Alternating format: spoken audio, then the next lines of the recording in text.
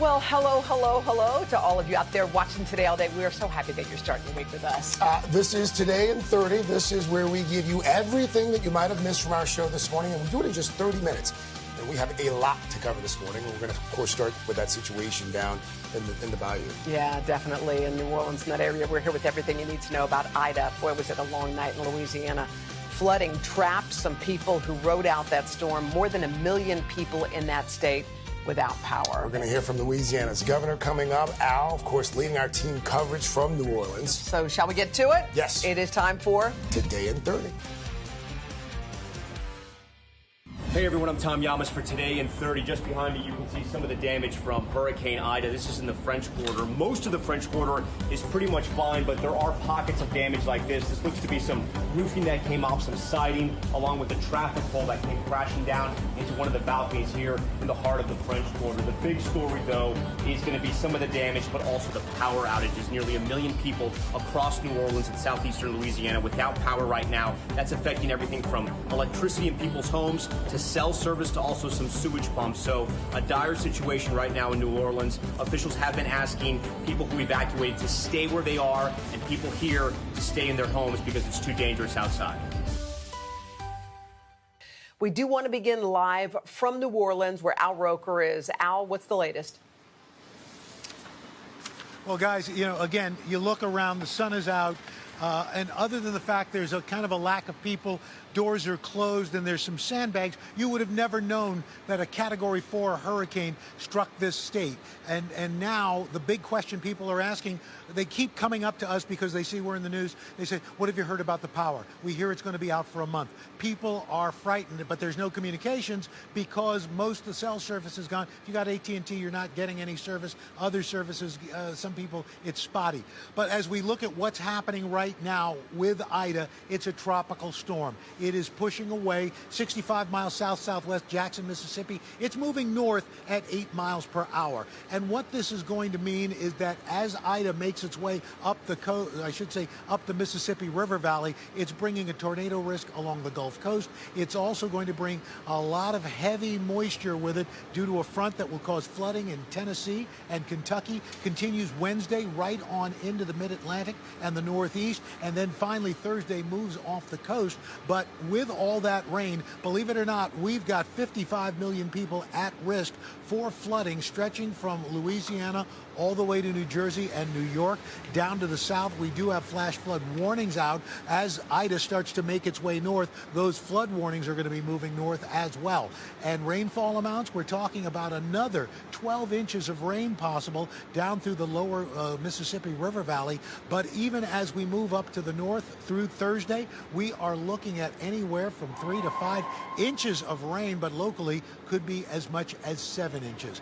Guys, back to you. Yeah, Al, a lot of people are questioning that power. I was hearing reports of 3 weeks or more at this point. They're not 100% sure, but it's going to take a long time to get everything back online. But we have seen, and Al, I think you mentioned this, we've started to see some of those power crews make their way through the streets of New Orleans to get that effort underway, correct?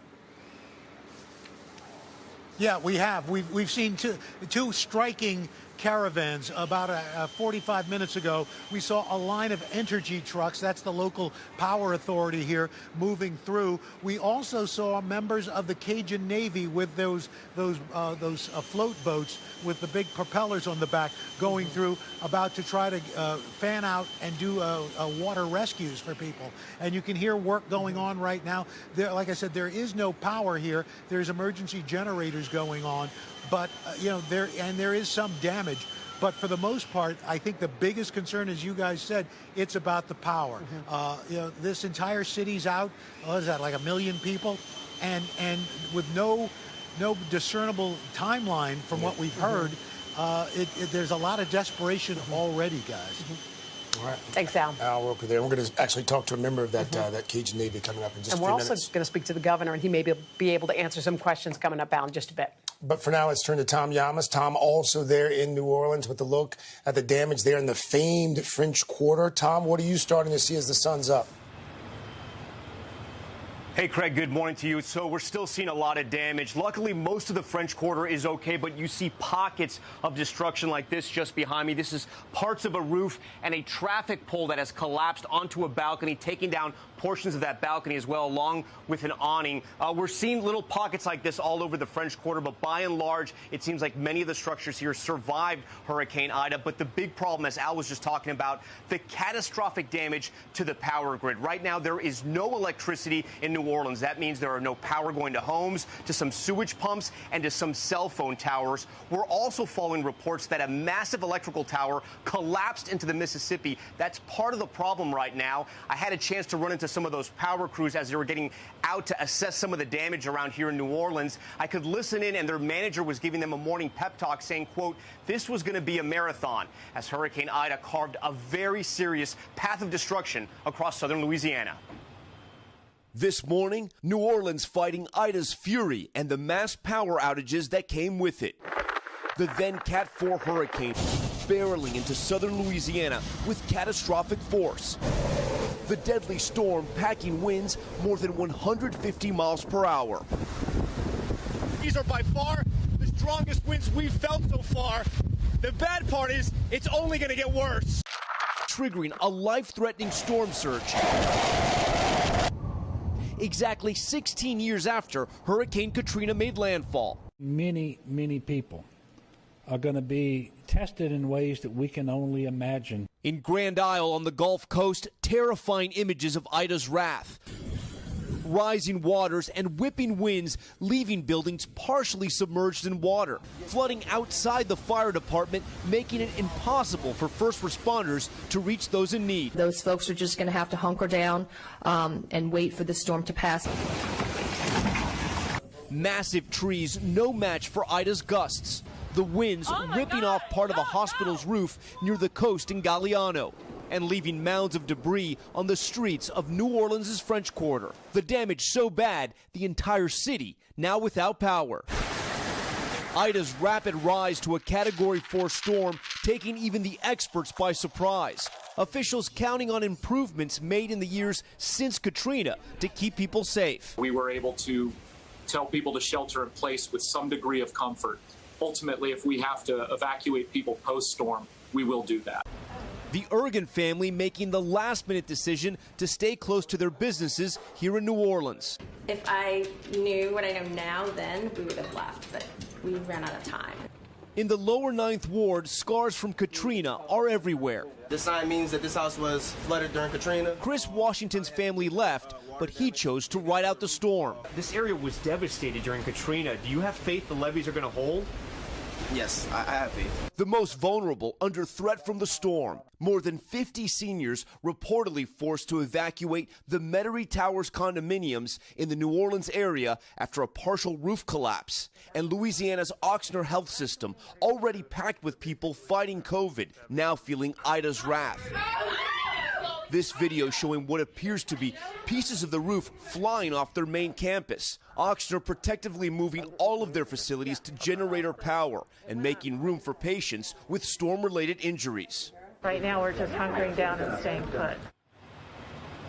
All right, and we do have some new reporting this morning for the Today Show on Ochsner's health systems. They are the largest hospital chain in this area. They tell me they did have to evacuate 2 hospitals, a hospital in Raceland and a hospital in Houma, what they call sort of the Bayou area hospitals. 75 patients are being brought here to Jefferson Parish and Orleans Parish, so the New Orleans area. The hospitals here, as you saw in my report, they did suffer some damage. They have roofers out there now fixing all of those damaged roofs and broken out windows, things like that. We do know they have a 10-day supply of both fuel and water and energy, so they're going to be okay at least for the next week or two. They have more supplies coming. Most importantly, guys, though, the CEO tells me no patient, no staff member was injured during this hurricane. And just like a lot of people here, they are operating in many ways using landline phones because of this problem with the cell phones. Yeah, a little bit of good news there. All right, Tom, thank you so much. We're joined now by Louisiana Governor John Bel Edwards.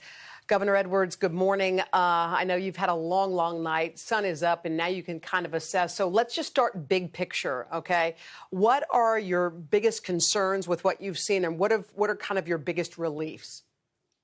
Well, The biggest concern is we're still doing search and rescue, and we have individuals all across southeast Louisiana, principally Lafourche, Terrebonne, portions of Jefferson Parish, St. John the Baptist, who are in a bad place right now because their homes have been damaged to the point where they're uninhabitable. Many still have standing water in their homes, and they need to be rescued. So we're still very much in the search and rescue, the life-saving mode, and there's a very robust effort. But there's so much debris, power lines and trees and other debris in the roadways that it hasn't been easy getting to them. But I can tell you, starting at 3 o'clock this morning, we dispatched hundreds and hundreds of urban search and rescue personnel, high water vehicles, boats, and so forth. Right now, we have the entire National Guard. You're looking at them right there, mobilized, and we have 34 aircraft. About 195 of these high water vehicles that you're looking at, 73 boats. So that's the first order priority. Mm-hmm. Second order priority is making sure that our hospitals are able to continue to function because we have electricity issues all throughout southeast Louisiana, and we also have some water issues. You can't run chillers without water, and you can't do dialysis without water. But the biggest thing that happened in a positive way, Hoda, is the levee system really worked, especially the hurricane risk reduction system there that protects Orleans and Jefferson Parish, and I know you know this area very well. It didn't overtop. There was no failure, and the situation in New Orleans, as bad as it is today, without the power, would be so much worse. All you have to do is go back 16 years, and you kind of get a glimpse of what that could have been like. But even further south, in Lafourche and Terrebonne parishes, for example, the levee system really held up very well. Otherwise, we would be facing much more problems today. But the damage is really catastrophic. This storm packed a very powerful punch. It delivered the surge that was forecasted, the wind that was forecasted, and the rain. And so we're going to be responding to this hurricane for quite a while, and then we're going to be recovering from it for many months. Oh, I know. Governor Edwards, let's talk about it, because power and water are two things you need to survive. So we're talking about New Orleans Parish and Jefferson Parish. There's water issues in Jefferson Parish. And in Orleans Parish, someone from Entergy was talking about pre-storm, maybe 3 weeks if the power goes out. So what is the plan here? Well, as you know, Hoda, the storm just exited the state several hours ago. The sun has been up for about 3 hours. We have people with the Public Service Commission and Entergy and other power companies out assessing the damage right now. The bad news is there are 8 main transmission lines going into the New Orleans area, all of which failed. The good news is there are 8 lines, and they're not all going to be damaged the same. And so we believe that there should be an opportunity to power up much of New Orleans relatively soon through one of those lines. But we're still working on that. And there's some other options there, too. And while we're talking about New Orleans, I want you to know this is the issue for all of southeast Louisiana.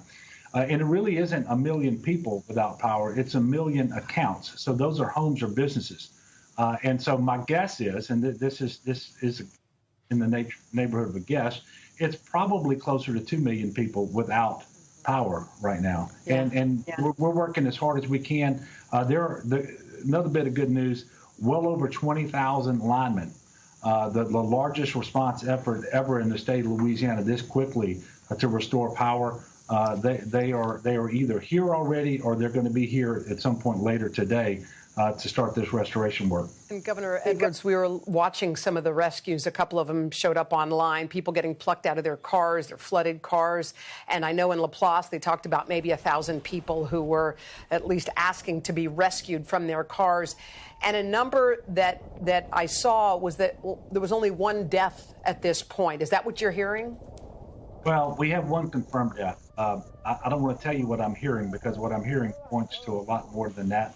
They're not yet confirmed, and I really don't want to go there. I will leave it here. I am certain that as the day goes on, we will have more deaths.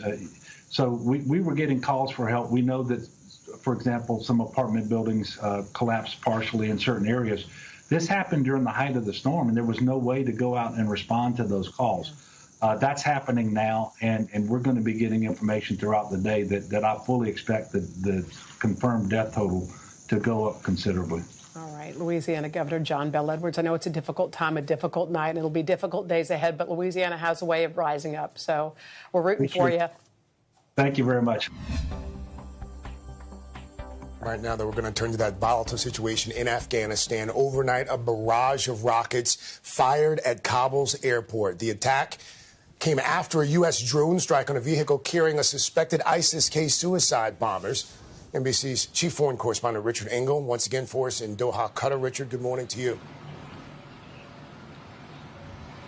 Good morning, Craig. This is an extremely critical time. Less than 24 hours to go. The United States is coordinating with the Taliban to make this exit from Afghanistan go as smoothly as possible, but ISIS is determined to attack. The United States has been conducting counter strikes to prevent ISIS from attacking, and Afghans say that civilians have been killed. The smoldering ruins this morning of a car apparently used to launch rockets at the Kabul airport. Ignited, it seems, by the rocket engines. At least 5 rockets, the Taliban reports. The U.S. military says anti-missile systems were engaged.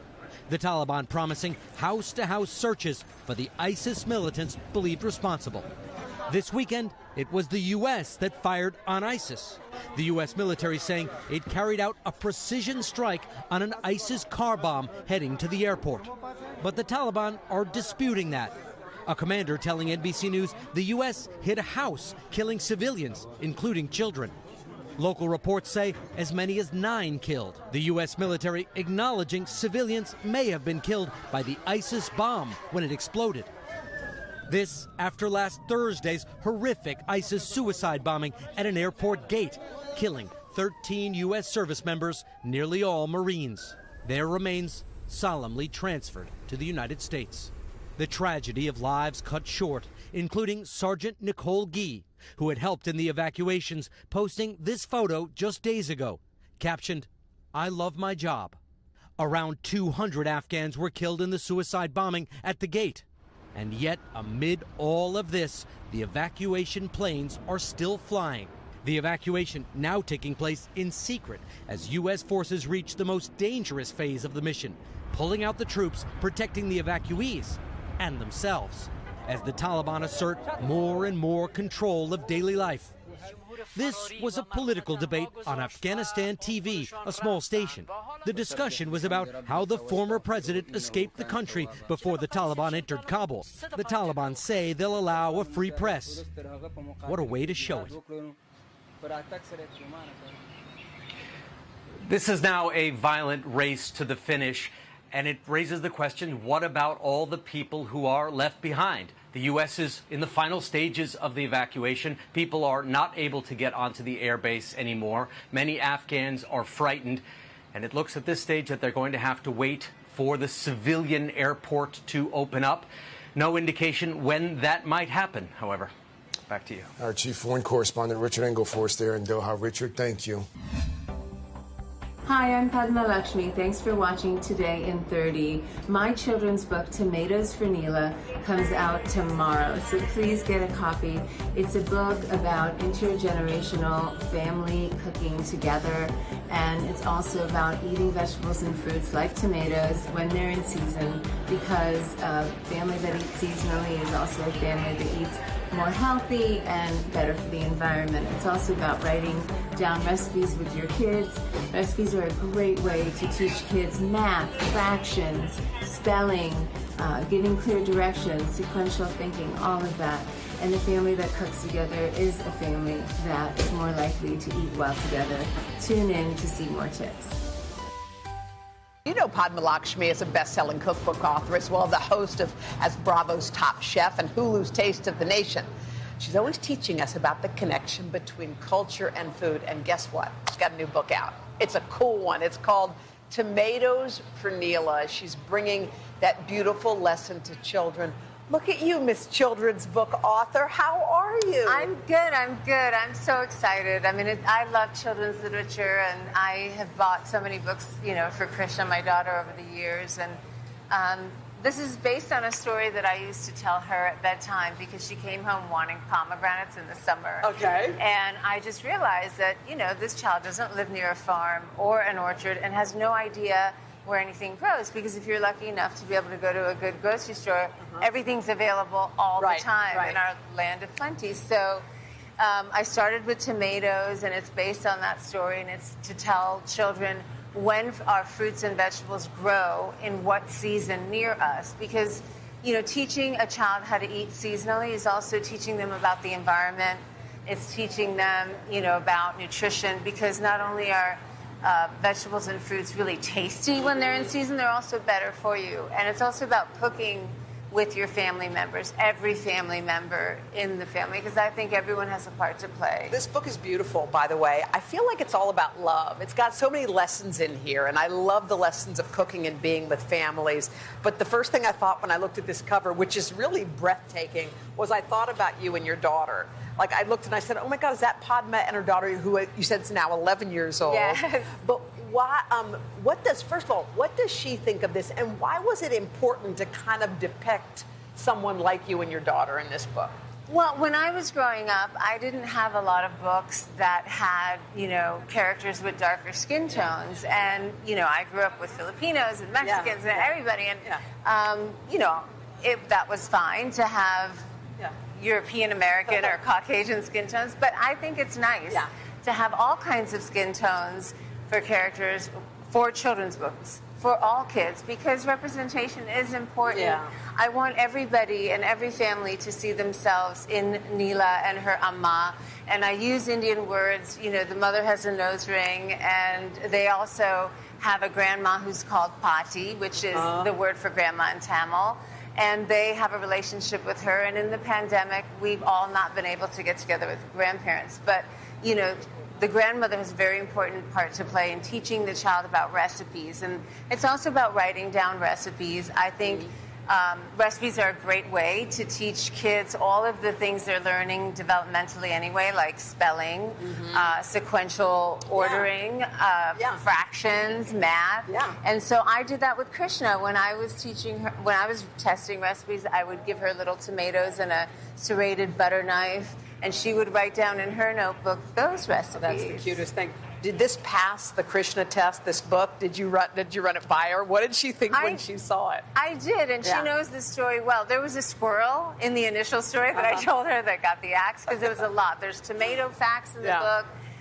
There's back matter about farm workers, because it's important to respect everyone in the food chain. And there's also resources for parents who want to teach their children more about farm workers and that whole situation. But also, it's really just about cooking together, because the earlier you can get children involved in the food they eat, the more likely they are to eat well. A child that has a hand in making their own food is a child that will take pride in their food.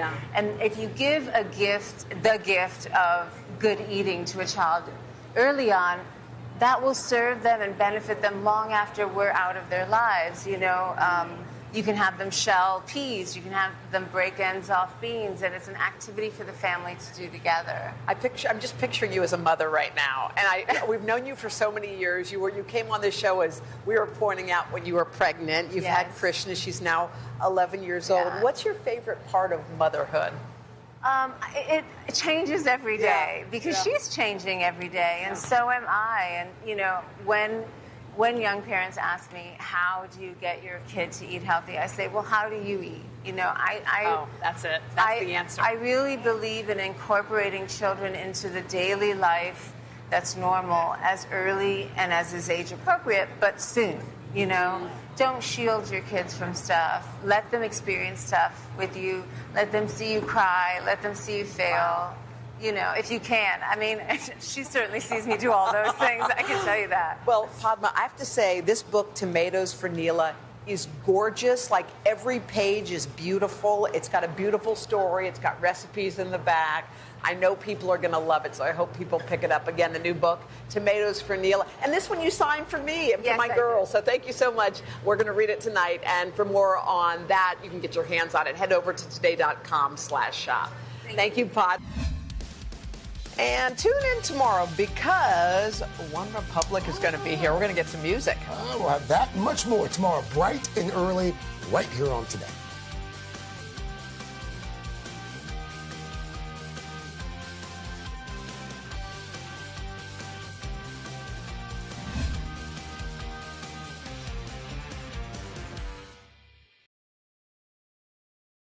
Hey, thanks for watching our YouTube channel. Find your favorite recipes, celebrity interviews, uplifting stories, shop our favorite deals, and so much more with the Today app. Download it now.